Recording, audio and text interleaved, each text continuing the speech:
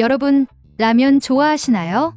저는 사실 하루라도 라면 생각을 안 하면 좀 허전할 정도인데요. 그런데 말입니다. 우리가 당연하게 먹는 이 라면, 사실은 알면 알수록 놀라운 이야기들이 숨어 있습니다. 오늘은 제가 직접 파헤쳐본 라면의 충격적인 비밀 10가지 이야기를 들려드릴게요. 들으시면 아마 지금 바로 라면 끓이고 싶어질지도 모릅니다. 첫 번째, 라면의 탄생 비화. 라면의 시작은 1958년 일본 오사카에서였습니다. 니시네 안도 모모우쿠가 개발한 치킨 라면이 세계 최초의 인스턴트 라면인데요. 재밌는 건 처음에 이 라면이 절대 서민 음식이 아니었다는 겁니다. 일반 국수보다 6배나 비싸서 오히려 사치품이었죠. 그런데 간편하게 3분 만에 끓여 먹을 수 있다는 장점 덕분에 폭발적으로 퍼졌고 결국 국민 음식이 된 겁니다. 한국에는 1963년에 처음 들어왔습니다. 바로 삼양라면. 전쟁 직후 쌀이 부족해서 배를 채우기 어려운 시절, 라면은 정말 구세주 같은 존재였습니다. 따뜻한 국물에 밀가루 면발 한 젓가락이 당시 사람들에게 얼마나 큰 위로였을까요? 두 번째, 세계 라면 소비 1위는 누구? 여러분, 세계에서 라면을 제일 많이 먹는 나라가 어디일까요? 많은 분들이 한국이라고 생각하시겠지만 정답은 아닙니다. 세계 1위는 중국입니다. 인구가 많다 보니 압도적인 양을 소비하죠. 그런데 흥미로운 건 1인당 소비량은 한국이 세계 1위라는 사실입니다. 한국 사람들은 1년에 평균 70에서 80개, 거의 이틀에 한 번꼴로 라면을 먹습니다. 외국인들이 편의점에 들어와서 라면 진열대를 보면 이건 음식 코너가 아니라 박물관 같다고 할 정도래요. 세 번째, 맛의 진화와 K라면 열풍. 처음엔 달육수 맛 하나뿐이었던 라면. 하지만 시간이 지나면서 김치라면, 된장라면, 해물라면, 심지어 컵라면까지 등장했죠. 특히 한국 라면의 매운맛은 세계적으로 센세이션을 일으켰습니다. 외국인 유튜버들이 불닭볶음면 먹고 울면서 도전하는 영상 많이 보셨죠? 그 매운맛이 바로 K라면을 세계에 알린 결정적 포인트였습니다. 라면은 단순한 인스턴트 음식이 아니라 이제는 한류 문화의 일부가 된 셈이죠. 네 번째, 라면의 과학적 비밀.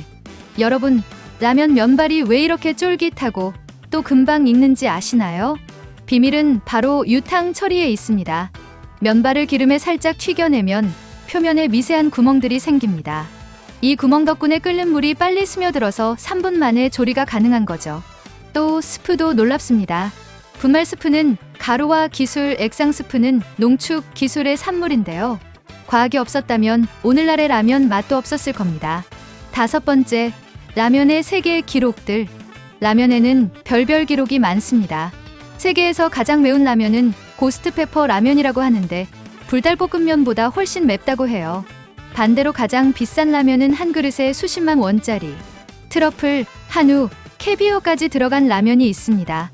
심지어 라면은 우주까지 갔습니다.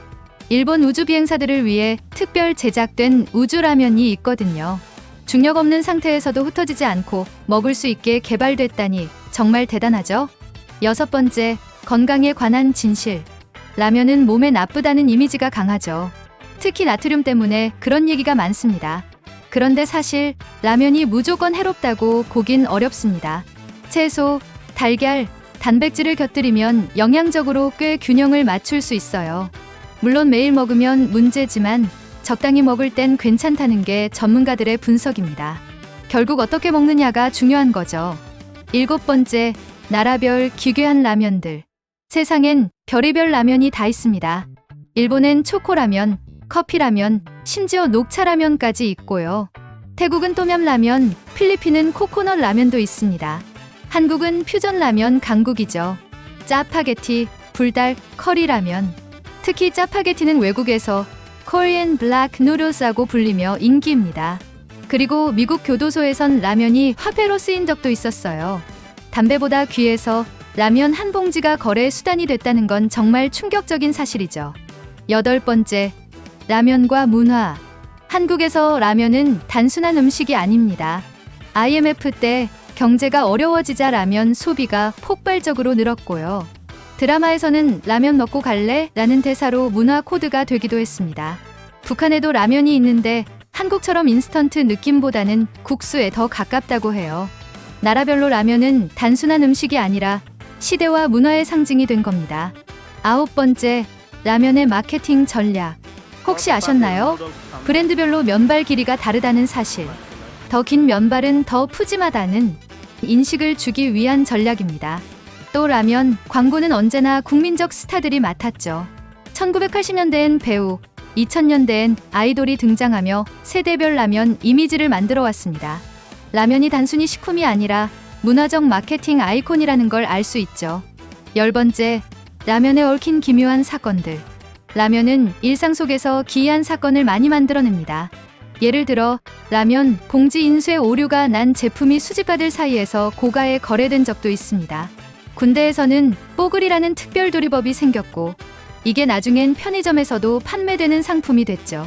라면 하나가 문화 현상까지 바꾸는구나 싶을 정도입니다.